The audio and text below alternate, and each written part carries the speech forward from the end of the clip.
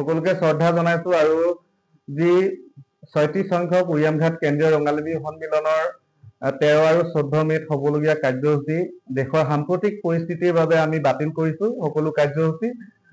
লগতে আপোনালোকক এটা কথা জনাব বিচাৰিছো যে উৰিয়ামঘাট কেন্দ্ৰীয় ৰঙালী বিহু সন্মিলনৰ যি আমাৰ পুঁজি সংগ্ৰহ হৈছিল বা চৰকাৰী অনুদান আমালৈ দিছিল, এতিয়া আমি ইতিমধ্যে আমাৰ বহু সংখ্যক আমি পুঁজি ইতিমধ্যে আমি খৰচ বহন কৰিছো, যিহেতু আমাৰ পেণ্ডেল ইতিমধ্যে হৈ গৈছে আৰু বিভিন্ন কাৰ্যসূচীত আমি প্ৰায় 80% কাম আমি সম্পূৰ্ণ কৰিছিলো।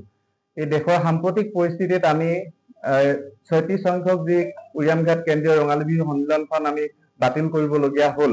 আৰু উৰিয়ামঘাটবাসী ৰাইজে আৰু বিভিন্ন ৰাইজে আমাক যি দান বৰঙণি বা মৰম আগবঢ়ালে সকলোকে আমি ধন্যবাদ জ্ঞাপন কৰিছো। আপোনালোকক জনাব বিচাৰিছো যে অহা প্ৰায় এসপ্তাহৰ ভিতৰত আমি সকলো আপোনালোকৰ পৰা দান বৰঙণি সংগ্ৰহ কৰিছিল সকলো আমি হিচাপ নিকাচ আমি আপোনালোকৰ আগত অৱগত কৰিম।